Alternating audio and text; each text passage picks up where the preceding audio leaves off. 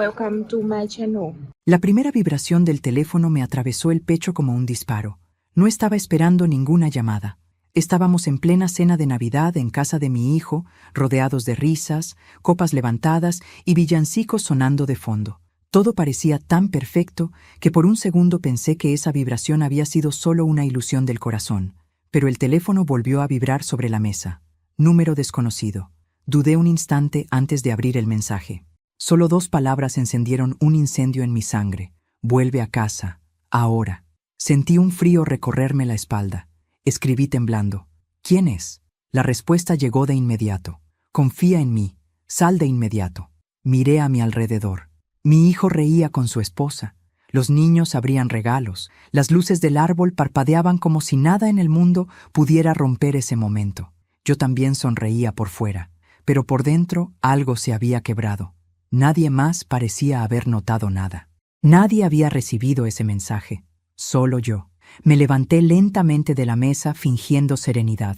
Dije que me sentía cansada, que volvería a casa a descansar. Mi hijo me miró con sorpresa. Mi nuera con un gesto seco que no supe interpretar. Nadie insistió. Nadie me detuvo. Así de sencillo fue irme. Conduje sola por calles casi vacías, iluminadas por luces navideñas que ahora me parecían lúgubres, como una broma cruel. Mis manos sudaban sobre el volante. El teléfono seguía en silencio. Cada semáforo en rojo parecía una demora insoportable. Yo no sabía quién me había escrito, ni por qué, pero una certeza se había instalado en mi pecho. Si no obedecía a esa advertencia, algo terrible ocurriría. Pero antes de continuar, quiero hacerte una invitación muy especial. Suscríbete al canal y deja tu me gusta. Esto me ayuda a ver que me apoyas y disfrutas de mis historias. Y comenta aquí abajo desde qué ciudad nos estás viendo. Ahora, continuemos. Cuando abrí la puerta de mi casa, el silencio me golpeó con una fuerza que casi me deja sin aire. Todas las luces estaban apagadas, excepto la del pasillo. No la había dejado encendida. Mi corazón comenzó a latir tan fuerte que temí que alguien pudiera escucharlo desde dentro. Avancé despacio, sin encender más luces, con la respiración contenida. El olor a perfume ajeno flotaba en el aire, un perfume masculino que no me pertenecía y que tampoco pertenecía a mi hijo. Al llegar a la sala, lo vi. Un hombre estaba de pie frente a mi vitrina, revisando mis documentos, mis carpetas, mis recuerdos. Al oírme, se giró con brusquedad. Nuestros ojos se encontraron por un segundo eterno. Yo quería gritar, correr, desmayarme, pero su voz me congeló. «Gracias a Dios que volviste», susurró. «¿Quién es usted?», pregunté con un hilo de voz. Dio un paso hacia mí.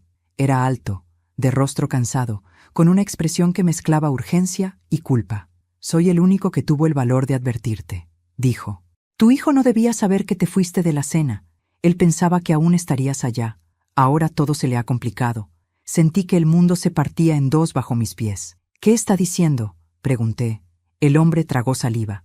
«Esta noche, tu vida corría peligro». Mis piernas cedieron. Me apoyé en la pared para no caer. «¿Peligro? ¿Por qué?». «Porque tu hijo y tu nuera no te llevaron a cenar solo por tradición», dijo con los ojos llenos de una tristeza extraña. «Te llevaron para asegurarse de que no estuvieras aquí». El silencio se hizo tan denso que casi dolía.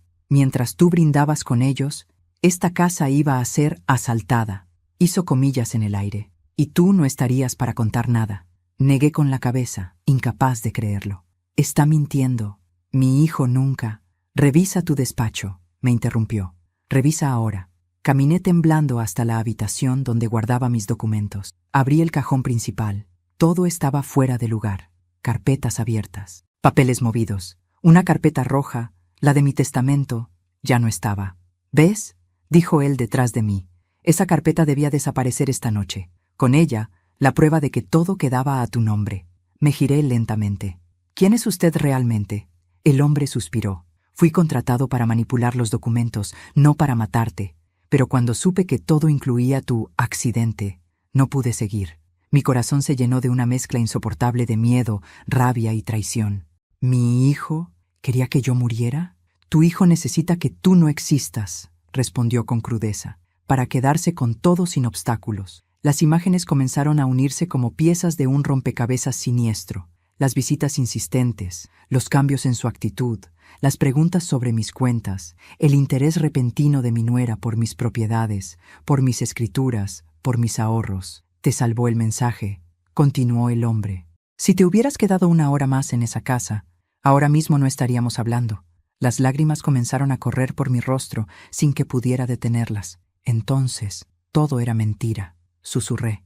La cena, las sonrisas, los brindis, todo, dijo con firmeza. En ese momento, mi teléfono vibró otra vez, un nuevo mensaje de mi hijo. Mamá, ¿todo bien? ¿Por qué te fuiste tan rápido? Miré la pantalla, luego al hombre, luego la casa que casi se había convertido en mi tumba. Y por primera vez en mis 66 años comprendí que había criado no solo a un hijo, sino a mi propio verdugo. Esa noche no dormí. Me quedé sentada en la cocina, con una taza de café frío entre las manos, observando cómo el desconocido se marchaba por la misma puerta por la que yo había entrado huyendo unas horas antes. Me dejó sola con mis recuerdos, con el eco de sus palabras y con una verdad que me quemaba por dentro.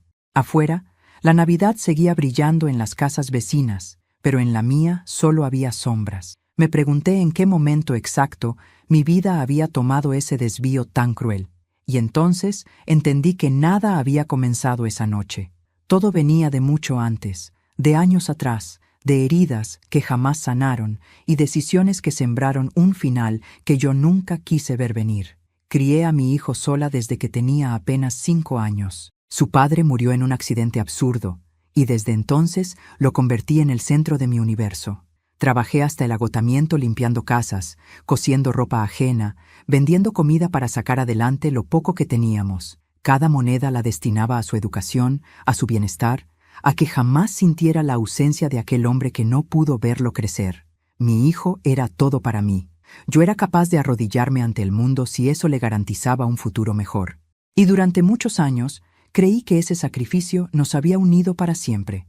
Cuando él creció, parecía un hombre correcto. Trabajó, estudió, formó su familia. Yo, desde afuera, me sentía orgullosa. El vacío de la casa se volvió más grande, pero me conformaba sabiendo que él estaba bien. Lo visitaba, lo llamaba, le llevaba comida, regalos, palabras de aliento. Sin darme cuenta, seguí siendo la madre que daba sin pedir nada a cambio. Yo solo quería verlo feliz. Nunca imaginé que ese amor tan grande acabaría convirtiéndose en una cuerda alrededor de mi propio cuello. Entonces apareció ella. Mi nuera entró en nuestras vidas como una brisa elegante, suave al principio, discreta. Era educada con las palabras, pero fría con los gestos. Desde el primer día, noté que me observaba como si midiera cada uno de mis movimientos. Jamás me habló mal directamente, pero tampoco me habló con cariño.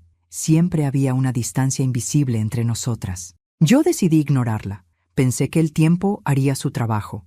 Pensé que quizá solo necesitaba comprender que yo no quería ocupar su lugar. Qué equivocada estaba. Con el paso de los meses, mi hijo empezó a cambiar. Ya no me llamaba con la misma frecuencia. Empezó a cancelar visitas, a decir que estaba muy ocupado, que otro día iría a verme. Cuando yo intentaba ayudarlo económicamente, se mostraba incómodo. Cuando le llevaba regalos a los niños, su esposa siempre tenía un comentario sarcástico sobre que no era necesario. Poco a poco, sin escándalos ni gritos, empezaron a sacarme de su vida con silencios. Y yo, como tantas veces en la vida, prefería hacerme la ciega para no enfrentar el dolor. Llegó un momento en que comenzaron a interesarse demasiado por mi casa, por mis papeles, por mis escrituras. «Es solo para ayudarte en el futuro, mamá», me decía mi hijo con una sonrisa que yo ya no sabía interpretar. Su esposa me preguntaba con insistencia por mis cuentas, por mis ahorros, por mi testamento. Yo lo tomaba como preocupación. Creí que querían protegerme. Hoy sé que solo estaban contando los días para repartirse lo que yo había construido con mis propias manos. Mientras tanto, yo envejecía en silencio. Mis dolores aumentaban. Mi vista ya no era la misma. Mi cuerpo pedía descanso. Y ellos aprovecharon cada una de esas debilidades para convencerme de que necesitaba más compañía, más ayuda, más dependencia. Me insistieron en que pasara más tiempo en su casa. Me dijeron que yo ya no podía vivir sola, que era peligroso, que debía pensar en mi seguridad. Me hablaban como si yo fuera una niña indefensa. Yo acepté más de lo que debía aceptar, porque en el fondo seguía teniendo miedo de perderlos. Esa noche de Navidad, cuando me llevaron a cenar, recordé cada uno de esos momentos como si alguien pasara un cuchillo lentamente sobre mi memoria. Ahora todo encajaba. Las preguntas insistentes, las visitas forzadas, el interés súbito por mis documentos, la falsa preocupación, el exceso de atención, la cena perfecta, las sonrisas, los brindis. Nada fue improvisado. Todo había sido un ensayo para mi ausencia. Yo no era invitada en esa mesa. Yo era el estorbo que necesitaban sacar del camino. Volví a mirar mi teléfono. El mensaje de mi hijo seguía ahí, fingiendo una preocupación que ahora me resultaba repugnante. Lo leo y siento que las lágrimas vuelven a caer. No porque aún lo ame como antes, sino porque no hay dolor más grande que descubrir que el hijo al que le entregaste la vida es capaz de planear tu final como quien organiza una mudanza. Nadie te prepara para ese tipo de traición. Ninguna madre imagina criando a su propio verdugo. Regresé al despacho otra vez, aún temblando, y revisé con más atención los cajones que habían sido alterados. Descubrí que no solo faltaba la carpeta roja, también habían copiado mis escrituras, mis estados de cuenta, mis pólizas de seguro. Todo lo que ellos necesitaban para desaparecerme sin dejar rastros. Me senté en la silla y sentí una náusea profunda. Comprendí que ya no se trataba solo de dinero. Se trataba de borrar mi existencia para quedarse tranquilos, de silenciarme para siempre. Y ahí, en medio del dolor, algo dentro de mí empezó a cambiar.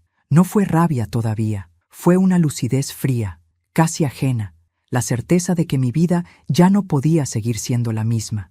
Ya no podía fingir que no sabía, ya no podía protegerlos, ya no podía quedarme esperando que el amor de madre lo resolviera todo. Esa noche entendí que el pasado ya no podía salvarme, pero tal vez todavía podía salvarme a mí misma. Me limpié el rostro, respiré hondo y me miré en el reflejo oscuro del vidrio del despacho. Vi a una mujer cansada, arrugada, con los ojos hinchados de llorar. Pero vi algo más. Una mujer que aún estaba viva. Una mujer a la que habían intentado robarle no solo su casa, sino su final digno. Y supe, con una claridad que me estremeció hasta los huesos, que esa noche yo no había regresado a casa solo por una advertencia.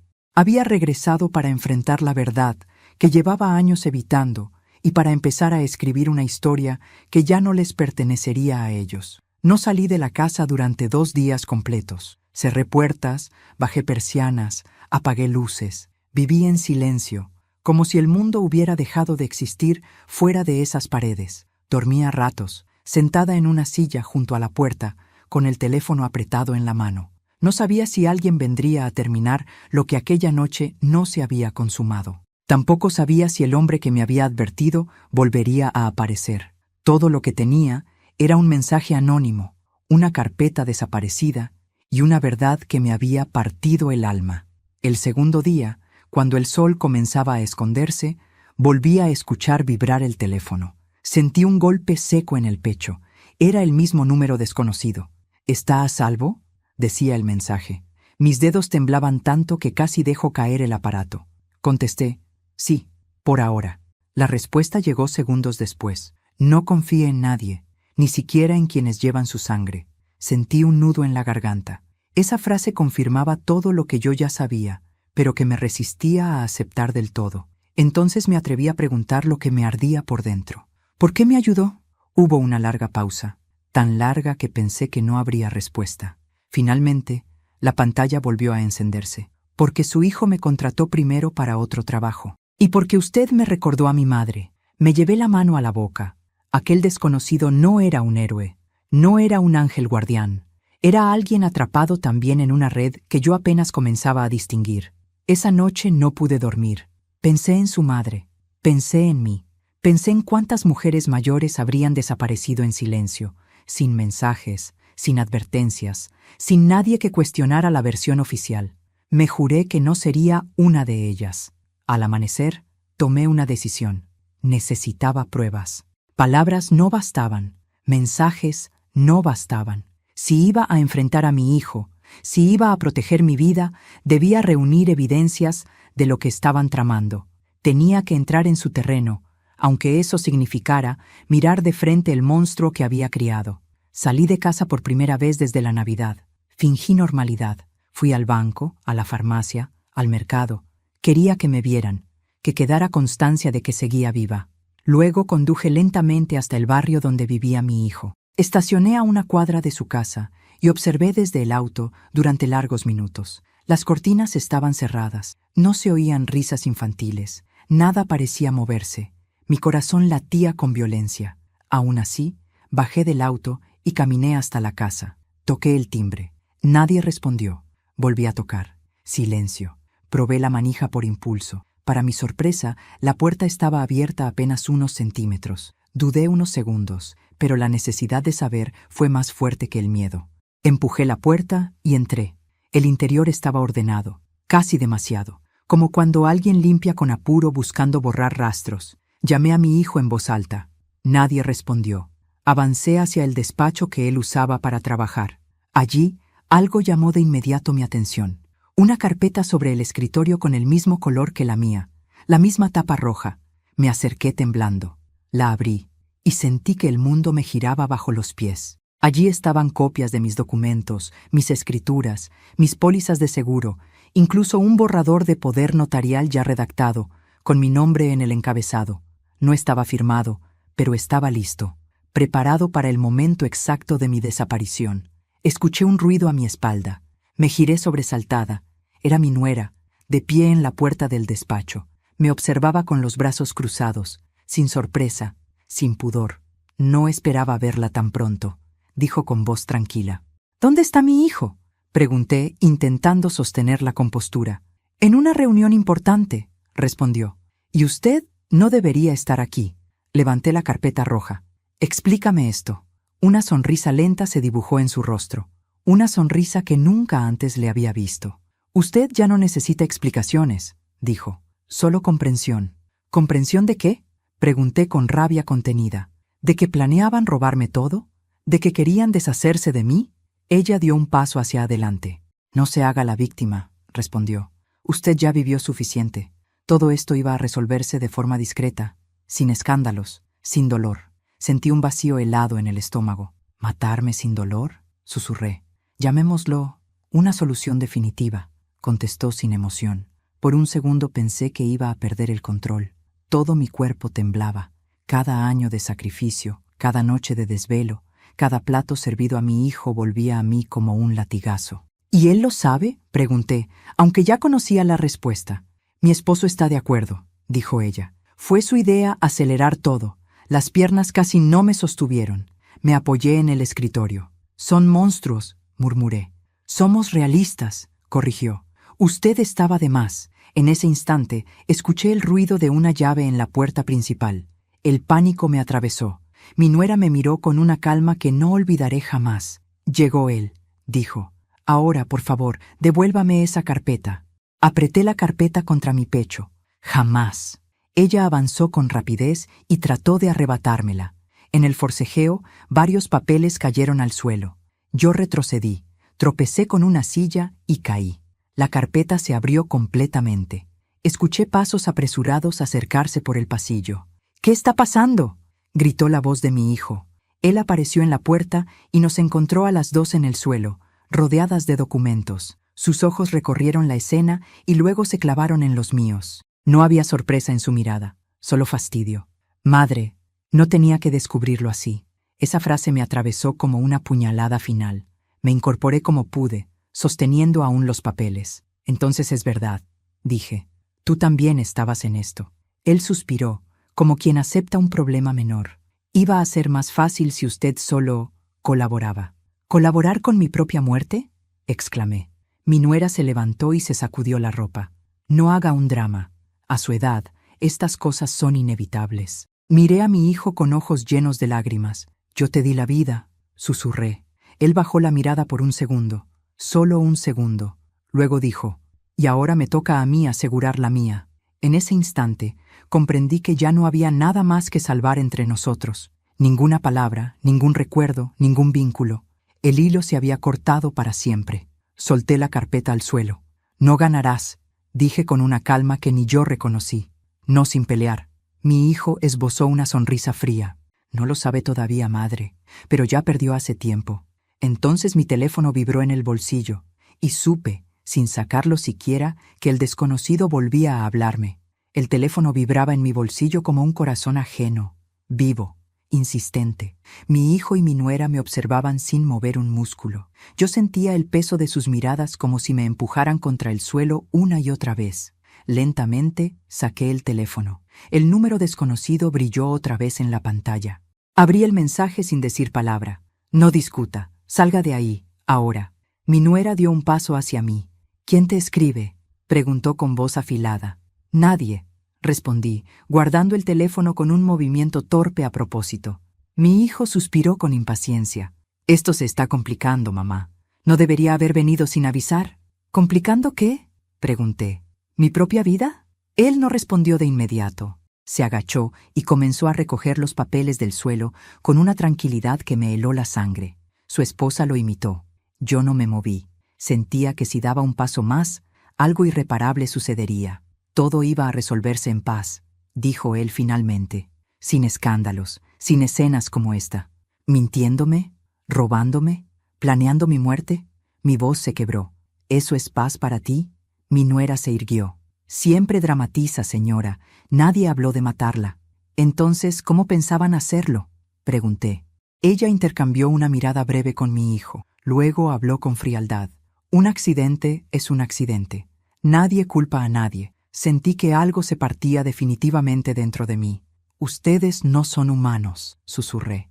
Mi hijo se levantó despacio. Se acercó lo suficiente como para que pudiera sentir su respiración. Somos prácticos, dijo, y usted se volvió un obstáculo. El desconocido tenía razón. Yo era un estorbo, nada más. Toda una vida reducida a un problema por resolver. «Váyase», ordenó mi nuera señalando la puerta, «y haga de cuenta que nunca vio esto».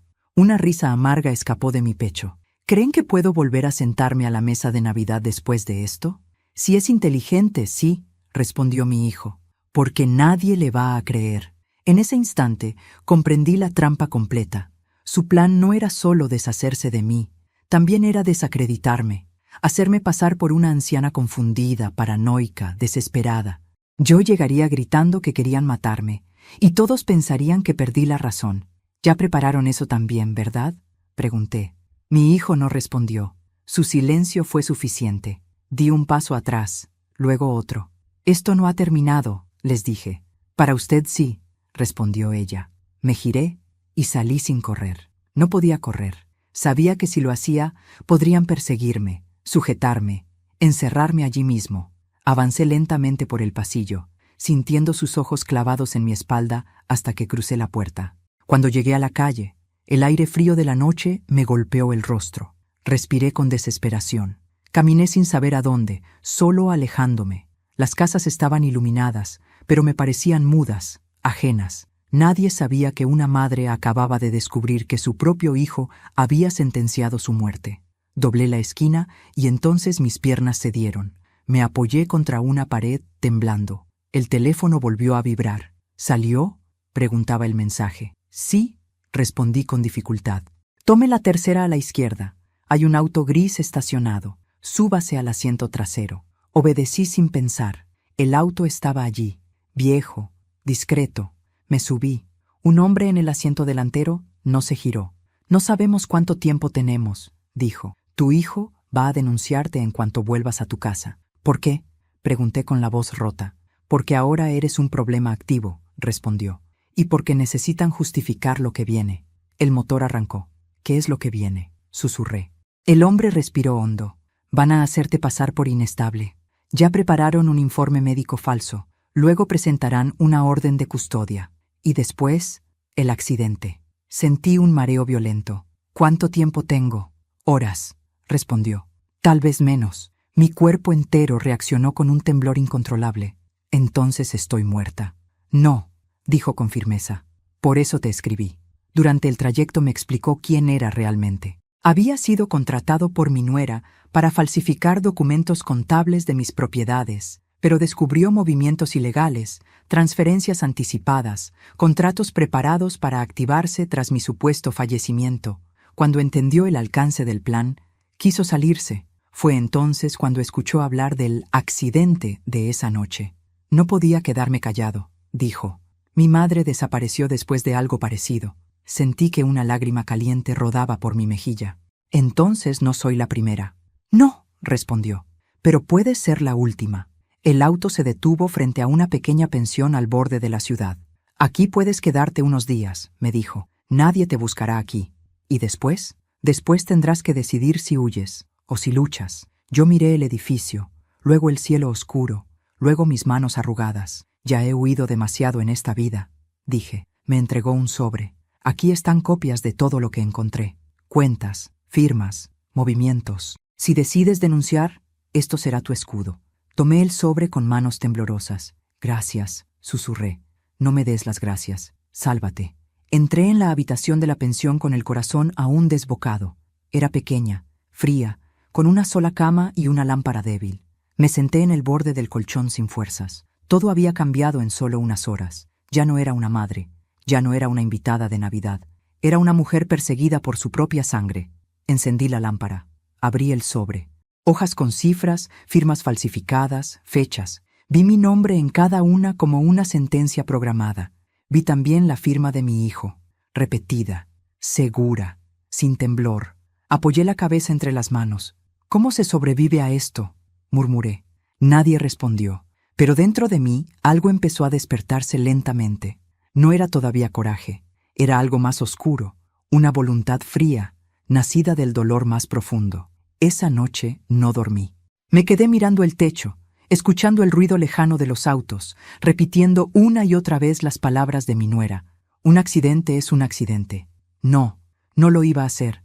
No para mí, no esta vez. Y entonces entendí algo que me hizo estremecer. Ellos creían que yo huiría, que desaparecería de sus vidas como tantas mujeres antes, que me escondería, que callaría. No sabían que por primera vez en años yo estaba dispuesta a pelear. El amanecer llegó a la pensión como una herida lenta. La luz se filtró por la cortina delgada, revelando un cuarto que todavía olía a encierro y miedo.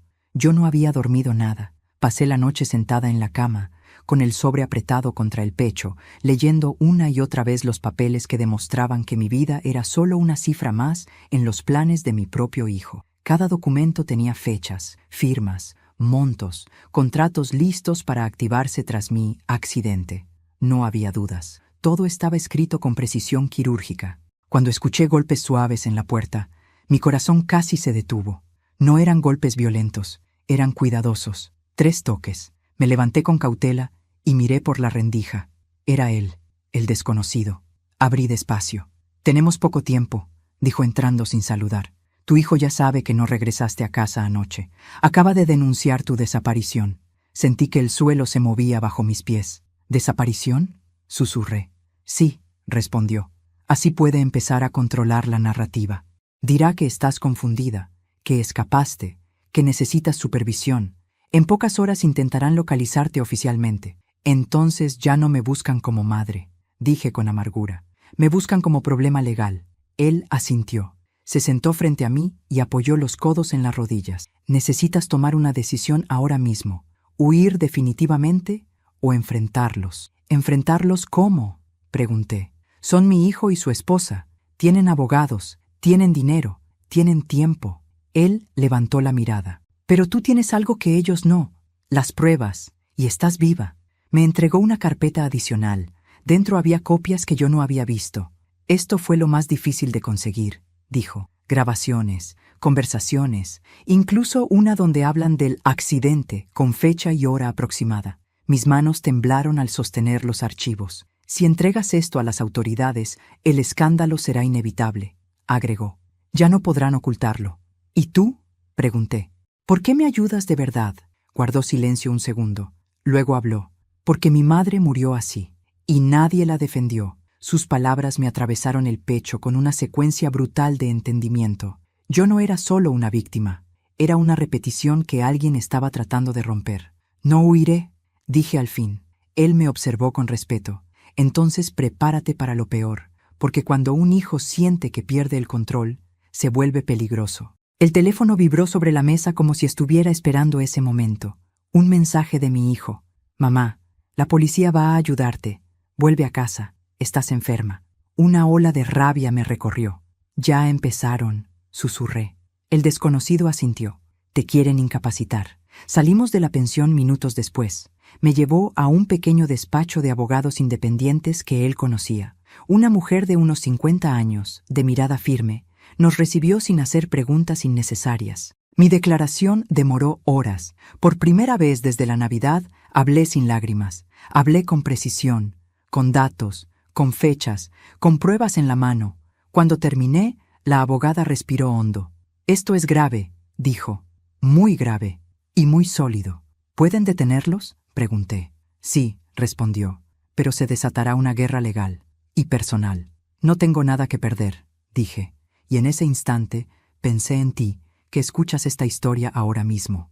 Antes de continuar, dime aquí en los comentarios qué te está pareciendo esta historia hasta ahora y qué harías tú en su lugar. No te vayas del video, porque lo que viene a continuación te pondrá la piel de gallina. Cuando salimos del despacho, ya era de noche. Las luces de la ciudad parecían más frías. El desconocido caminaba a mi lado en silencio. Yo sentía un peso extraño en el cuerpo, como si acabara de cruzar un punto sin retorno. Ahora ya no pueden tratarte como una anciana confundida, dijo. Ahora eres una denunciante formal. Y una traidora para mi hijo, respondí. Él te traicionó primero. Mi teléfono volvió a vibrar. Esta vez no fue un mensaje, fue una llamada. El nombre de mi hijo brilló en la pantalla. Respiré hondo y atendí. ¿Dónde estás, mamá?, dijo con voz tensa. A salvo de ti, respondí con calma.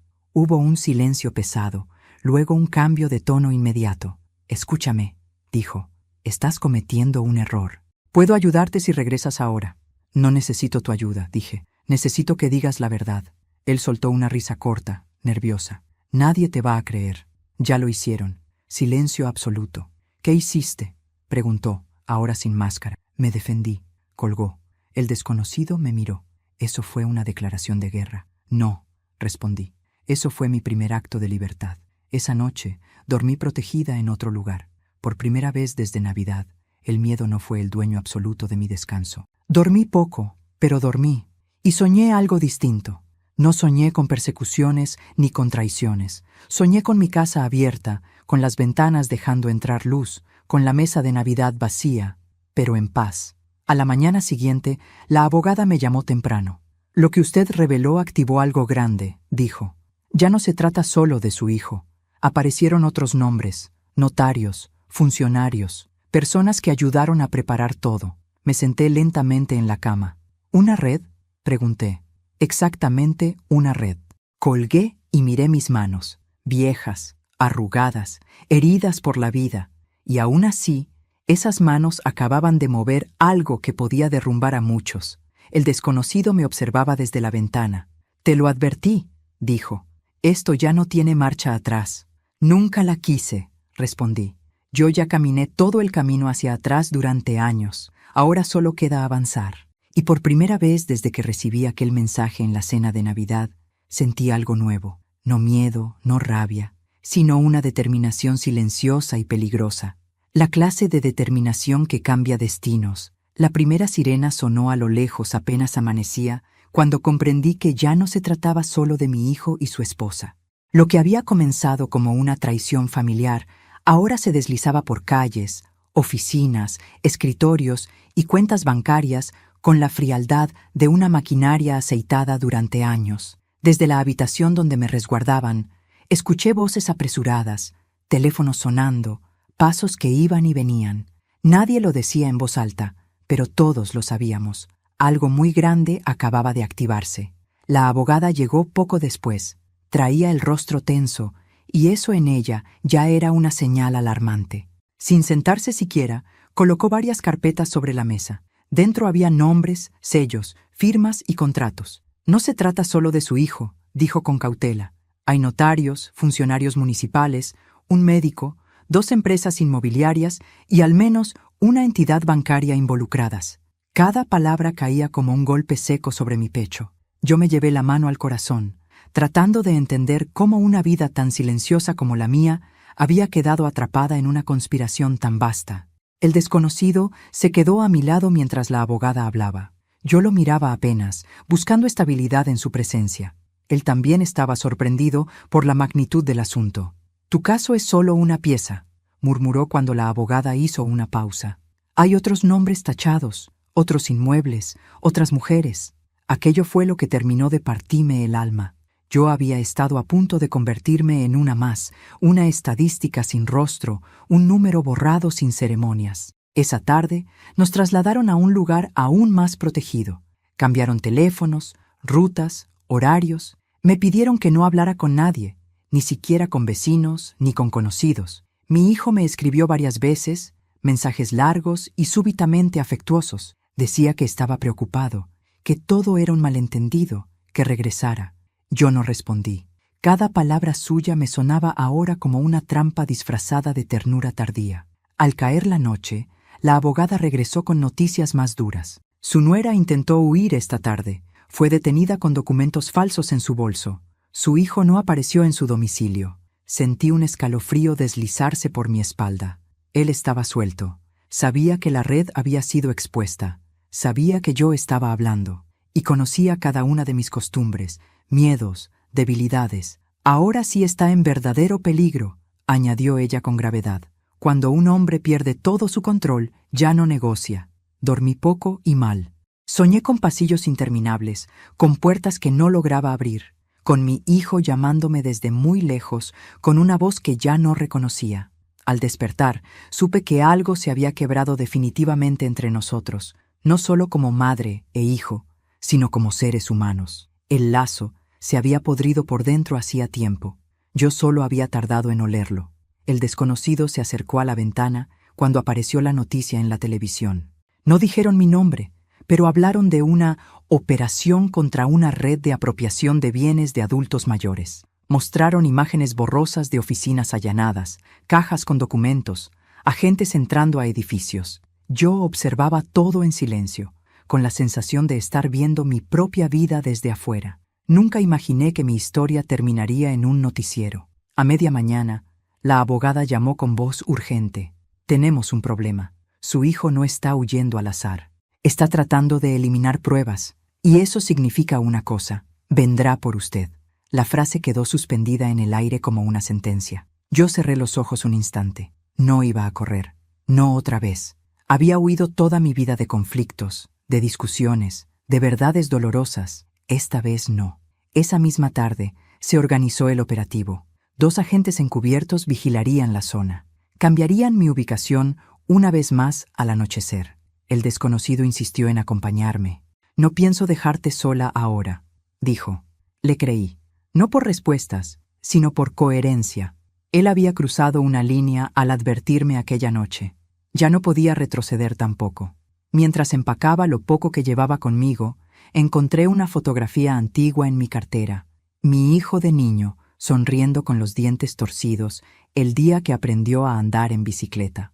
Lloré en silencio, no por quién era ahora, sino por quién había sido, por el niño que alguna vez necesitó de mí para mantenerse en pie.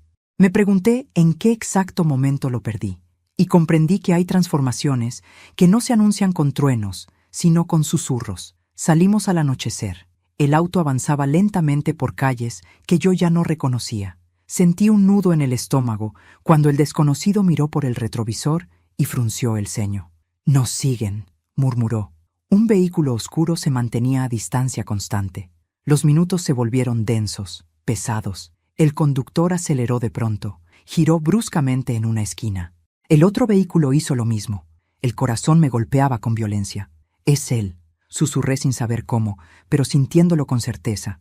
El auto dobló otra vez. Entró en una calle más estrecha. Luces se encendieron a los costados. Una patrulla apareció al final. El vehículo oscuro frenó de golpe y giró en sentido contrario. Se perdió en la oscuridad como una sombra herida. Llegamos al nuevo refugio poco después. Nadie habló durante el resto del trayecto. Al cerrar la puerta tras de mí, supe que lo inevitable se había confirmado. Mi hijo ya no dudaba en usar la fuerza. Ya no buscaba heredarme. Buscaba silenciarme. Esa noche, la abogada me llamó por última vez. «Lo detendrán pronto, pero debemos acelerar todo. Mañana presentará resistencia. Intente descansar». Colgué y miré al desconocido. Él asintió en silencio. Ambos sabíamos que el final se acercaba, Me recosté en la cama sin apagar la luz. Por primera vez en muchos días, no me sentí agotada, sino alerta. El miedo había mutado. Ya no era parálisis, era vigilancia. Algo dentro de mí se preparaba para el último tramo de esta lucha. Y supe, con una claridad aterradora, que el siguiente encuentro con mi hijo ya no sería a través de mensajes ni de documentos. Sería cara a cara. Y esa vez, ninguno de los dos saldría igual. La noche estaba demasiado quieta para ser inocente. Desde la habitación donde me resguardaban, escuchaba solo el zumbido lejano de un transformador eléctrico y el latido desordenado de mi propio corazón. Sabía que el final se acercaba, no por presentimiento, sino por lógica. Mi hijo ya había perdido el control de la situación, había intentado huir, había tratado de borrarme por la fuerza, y un hombre así, cuando se queda sin salidas, siempre elige la más violenta. El desconocido estaba sentado junto a la puerta, en silencio, atento a cualquier ruido. Yo sostenía el teléfono con las manos frías. La abogada había prometido que esa misma noche intentarían detenerlo, pero también había sido clara. Si él aparecía antes, no sabíamos hasta dónde sería capaz de llegar. Si entra, te cubres detrás de mí, me susurró. Asentí sin discutir. Ya había pasado el tiempo de discutir. Un sonido metálico rompió el silencio. El portón frontal se movió apenas. Mi respiración se detuvo. El desconocido levantó la mano pidiéndome que no me moviera. Escuchamos pasos lentos, contenidos, medidos. Alguien estaba midiendo el espacio, la oscuridad, nuestras reacciones. El seguro de la puerta vibró con un intento torpe. Luego otro, más decidido. Y entonces lo escuché hablar. «Mamá, sé que estás ahí». Esa voz me atravesó como un rayo. Era mi hijo. No había duda. La misma voz que me acompañó en mis primeros años como madre, la misma que aprendió a decir mamá entre mis brazos, ahora al otro lado de una puerta, buscándome como a un objetivo. Mis lágrimas cayeron sin sonido. «No tienes que hacer esto», continuó. «Solo vuelve conmigo. Podemos arreglarlo». El desconocido dio un paso adelante, manteniéndose entre la puerta y yo. «Ella no saldrá», respondió con firmeza. Hubo un silencio corto. Luego una risa nerviosa. «Así que eres tú», dijo mi hijo. «El traidor, el que no se vendió», corrigió él. De pronto, un golpe seco sacudió la madera. El portón vibró con violencia. «Mamá», gritó mi hijo, «no te metas en cosas que no entiendes». Mi voz salió sola, sin permiso del miedo. «Lo entiendo todo». El golpe se detuvo. La quietud volvió a caer como una sombra espesa. «¿Desde cuándo sabes?», preguntó él finalmente. «Desde aquella cena de Navidad en la que planeabas que yo no volviera a casa». Se hizo un silencio pesado, distinto, como si del otro lado la verdad hubiera golpeado un rostro sin máscaras. «Tú malentendiste todo», dijo al fin. «Yo quería protegerte». «Querías protegerte a ti», respondí, «a costa de mi vida». Su respiración se volvió irregular. «No entiendes cuánto necesitaba ese dinero», dijo. «Las deudas, los negocios fallidos, todo se salió de control. Y decidiste que tu madre sobraba», dije con una calma que me sorprendió. Un golpe de rabia sacudió la puerta. «Tú nunca entendiste nada de mi vida», gritó. «Siempre fuiste una carga». Esas palabras dolieron más que cualquier amenaza, porque confirmaban lo que durante décadas me negué a aceptar. Para él, yo había dejado de ser su madre mucho antes de esa noche. «Yo te di todo», dije con la voz rota. «Te di mi cuerpo, mi tiempo, mis sueños, y ahora yo te quito lo que me corresponde», escupió. El desconocido apretó los puños. Yo sentí un mareo leve, pero no retrocedí. «No vas a tocarme», dije. «Ya no». Entonces escuchamos el sonido inconfundible del metal contra metal. Mi hijo estaba forzando el cierre con una herramienta. El desconocido sacó un arma pequeña y la sostuvo con firmeza. «Si entra, no se acerque más», advirtió. «No te atreverás», respondió mi hijo desde afuera. «Sí me atreveré». El golpe final fue brutal. El portón cedió. La silueta de mi hijo apareció enmarcada por la luz de la calle. Tenía el rostro desencajado, los ojos desorbitados, un objeto metálico en la mano. Durante una fracción de segundo, padre e hijo, traidor y salvador, se midieron sin moverse. «Quítate», ordenó mi hijo al desconocido. «No», avanzó un paso más. Yo sentí que el corazón se me salía del pecho. «Mamá, ven conmigo», dijo ahora con un tono más bajo. Este hombre te está manipulando. No, respondí. El que me manipuló fuiste tú durante años. Su mirada se nubló. Entonces tú elegiste esto. Corrió hacia adentro. El desconocido se lanzó para detenerlo. Ambos cayeron al suelo en un forcejeo violento. El metal chocó. Los cuerpos rodaron por el piso. Yo grité su nombre, sin saber a quién llamaba. Mi hijo forcejeaba con una fuerza desesperada, animal. El desconocido logró apartar su brazo justo cuando el objeto metálico rozó el suelo. ¡Detente!, grité. Mi hijo me miró desde el piso. En sus ojos ya no había rastro de hijo, solo pánico y furia. Tú me obligaste a esto, escupió. Antes de que pudiera levantarse, luces azules y rojas estallaron contra las paredes. Sirenas, voces. ¡Policía! ¡Al suelo! Las sombras entraron en tropel. Mi hijo intentó soltarse. No pudo. 3 agentes lo redujeron con rapidez. Sus gritos llenaron la habitación mientras lo esposaban. «Ella es la que miente», gritaba. «Está loca. Está manipulada». Yo di un paso adelante. Por primera vez en mucho tiempo me sentí firme, erguida, inamovible. «No», dije. «Esta vez la verdad salió antes que tú». Él me miró con odio puro, con un odio que jamás había visto en sus ojos. «Te voy a odiar toda la vida por esto». Lo observé llevárselo, retorciéndose entre las manos de la justicia. «Yo ya no te debo nada», susurré. El desconocido se levantó lentamente, con el rostro golpeado, pero erguido. Me miró. Se acabó. Asentí. Mis piernas temblaban. Mi cuerpo entero temblaba. Pero algo dentro de mí estaba extrañamente en calma. No era alivio. Era aceptación. Los agentes terminaron el procedimiento.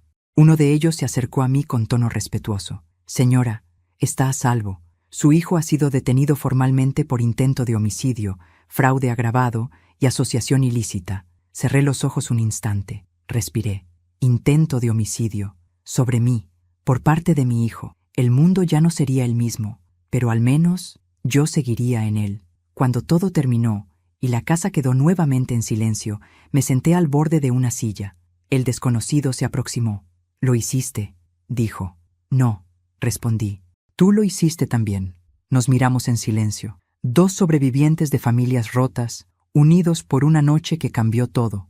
Y en ese instante comprendí que el enfrentamiento había terminado, pero la justicia apenas comenzaba. El amanecer entró por la ventana con una luz pálida, casi tímida, como si el propio día dudara en mirar de frente lo que había ocurrido durante la noche. Yo seguía sentada, inmóvil, en la misma silla donde me había dejado caer después de ver a mi hijo ser llevado por la policía. El suelo aún conservaba marcas del forcejeo. El aire todavía vibraba con los ecos de sus gritos, pero él ya no estaba. Solo quedaba el silencio. Y yo. Me temblaban las manos cuando acepté el vaso de agua que uno de los agentes me ofreció. Lo tomé despacio, con dificultad para tragar. Cada movimiento de mi cuerpo parecía llegarme con retraso, como si aún estuviera saliendo de una pesadilla demasiado real. El desconocido estaba a pocos pasos, recostado contra la pared, con un hilo de sangre seca en la frente y los ojos cansados. Seguía allí. No había huido. No me había dejado sola. «Todo terminó», dijo uno de los oficiales con tono firme. «Su nuera ya fue trasladada. La red está siendo intervenida. Usted está a salvo». «A salvo». Esa palabra sonó extraña en mi cabeza. A salvo después de que el hombre que nació de mi vientre intentó quitarme la vida. Horas después, en una sala fría de la comisaría, di mi última declaración. No lloré, no grité. Hablé con una claridad que yo misma desconocía. Conté cada paso, cada documento, cada mensaje, cada amenaza. Por primera vez, la historia dejaba de ser un secreto de vergüenza para convertirse en un expediente de justicia. Mi nuera fue imputada por fraude, falsificación de documentos y complicidad en intento de homicidio. Mi hijo por los mismos delitos, con el agravante del vínculo. Cuando escuché la palabra agravante, algo dentro de mí se estremeció, no por orgullo, sino por una tristeza antigua y profunda. Incluso la ley reconocía que el lazo entre nosotros hacía su traición aún más monstruosa. Los días siguientes fueron una avalancha de trámites, abogados, declaraciones, peritajes. La prensa empezó a rondar como buitres curiosos. Madre denuncia complot de su propio hijo. Leí en un titular que casi me hizo caer sentada. No di entrevistas. No busqué fama. Yo solo quería recuperar mi vida, aunque ya sabía que nunca volvería a ser la misma. El desconocido, cuyo nombre real supe entonces que era Esteban, fue incluido como testigo clave. Su testimonio completó el rompecabezas de la red de falsificadores. Él también cargaba con su propia herida, la muerte de su madre, silenciada por un sistema corrupto muy parecido al que intentó destruirme a mí. Entre los dos, sin buscarlo, habíamos encendido una bomba de verdad que ya no podía ser apagada. Un mes después, regresé a mi casa de verdad, no la de las sombras ni la de los planes macabros, la mía. Entré despacio, como si cruzara un umbral sagrado. Olía a encierro, pero también a ausencia. Me quedé de pie en el centro de la sala, respirando hondo, reconociendo cada objeto como a un viejo amigo que había sobrevivido conmigo a la tormenta. Fui hasta mi despacho. El cajón estaba vacío ahora. No quedaban documentos falsos, ni carpetas robadas, ni pruebas de traición. Solo mis cosas, mis recuerdos, mis fotografías. Toqué la vitrina con la punta de los dedos y por primera vez desde Navidad no sentí miedo. Esa noche dormí en mi cama, no en un refugio, no en una pensión. En mi propia cama. Me desperté varias veces sobresaltada, creyendo oír pasos, pero solo era el viento. Solo era la casa acomodándose de nuevo a una dueña que había vuelto distinta. Semanas después llegó la sentencia. No me permitieron estar en la sala cuando dictaron los años de cárcel para mi hijo. Dijeron que era por mi estado emocional. Yo acepté. No necesitaba verlo para saber que ya no era el niño de la bicicleta. Era el hombre que eligió traicionar a su madre. Y esa elección lo había llevado exactamente donde estaba. Cuando mi nuera escuchó su condena, gritó. Cuando mi hijo la escuchó, bajó la cabeza. No vino a pedirme perdón. No pidió verme. Tal vez por orgullo, tal vez por vergüenza. Yo tampoco insistí. Comprendí que algunas despedidas no necesitan palabras. Una tarde, Esteban vino a visitarme. Se sentó frente a mí en la cocina, el mismo lugar donde semanas atrás yo había temblado de miedo. Ahora temblaba de algo distinto, alivio. Mi madre ya descansa un poco más en paz, me dijo. Gracias a usted. Lo miré con los ojos llenos de agua. Gracias a ti, yo sigo viva. Nos quedamos un instante en silencio. Dos sobrevivientes de historias distintas unidas por una misma herida. Con el tiempo empecé a salir de nuevo. Caminé por el barrio, volví al mercado. Me senté en la plaza a mirar niños jugar. Al principio sentía que todos sabían mi historia, que todos me miraban. Luego entendí que la vida seguía para el mundo, pero para mí había adquirido otro peso. Yo caminaba con el conocimiento de haber visto la muerte de frente y de haber regresado. Una tarde encendí el horno y preparé un pastel, el mismo que hacía cada Navidad, solo que esta vez no puse la mesa para ellos. Puse una taza de café para mí, encendí una vela y brindé en silencio con la mujer que ahora veía reflejada en el vidrio de la ventana. Una mujer con arrugas, con cicatrices invisibles, con un corazón golpeado, pero viva. No sentí odio. El odio cansa. Sentí algo más profundo y más poderoso, libertad. Mi venganza no fue verlos caer. Mi venganza fue seguir respirando, seguir caminando, seguir existiendo sin miedo. Comprendí que me habían querido borrar de su historia, pero al final fueron ellos quienes quedaron borrados de la mía. Y así, a mis 66 años, con el alma reconstruida a pedazos, aprendí una verdad que nadie debería aprender tan tarde. El amor de una madre es inmenso, sí, pero la dignidad también lo es. Y yo, por fin, había elegido la mía. Hoy me siento junto a la ventana de mi casa y miro cómo la luz de la tarde cae lentamente sobre el suelo del comedor, el mismo lugar donde, durante tanto tiempo, el miedo se sentó a mi lado, el mismo lugar donde pensé que mi vida terminaría en silencio. Ahora, en cambio, solo hay paz, no una paz perfecta, no una paz sin cicatrices, pero una paz verdadera, de esas que se construyen después de mirar al abismo y regresar con el corazón golpeado, pero vivo. Han pasado meses desde aquella noche en que comprendí que mi propio hijo había elegido mi ausencia sobre mi existencia. Hay heridas que no sanan del todo, y la de una madre siempre es la más profunda.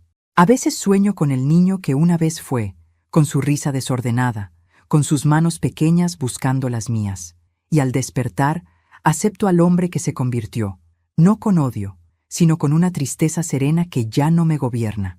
Aprendí que no todas las traiciones vienen de los enemigos, algunas vienen de quienes prometieron amarte para siempre. Aprendí que el silencio puede ser tan mortal como un arma. Y aprendí, sobre todo, que nunca es tarde para despertar, para decir basta, para defender la propia vida, incluso cuando todos esperan que te resignes por ser vieja, por ser madre, por ser débil. Hoy camino despacio, sí, mis pasos ya no son los de antes, pero mis decisiones son más firmes que nunca.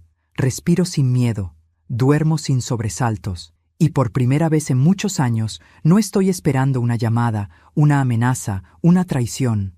Estoy esperando la mañana, el café caliente, el sol entrando por la ventana. La vida, tal como es, sin máscaras. Si algo me dejó esta historia, es una verdad que quiero dejarte a ti también. Nadie tiene derecho a borrarte. Nadie tiene derecho a decidir cuándo ya sobras. Tu vida vale, a cualquier edad, en cualquier circunstancia, incluso cuando otros ya no te ven. Y ahora, antes de despedirme, quiero hacerte una invitación muy especial. Si esta historia te conmovió, deja tu me gusta. Eso me ayuda a seguir contando historias que nacen del dolor, pero terminan en dignidad. Suscríbete al canal para no perderte las próximas narraciones. Cada historia es una voz que se niega a ser silenciada. Y dime en los comentarios, ¿desde qué ciudad nos estás viendo? ¿Qué sentiste con este final? ¿Qué habrías hecho tú en mi lugar? Gracias por llegar hasta aquí. Gracias por escuchar.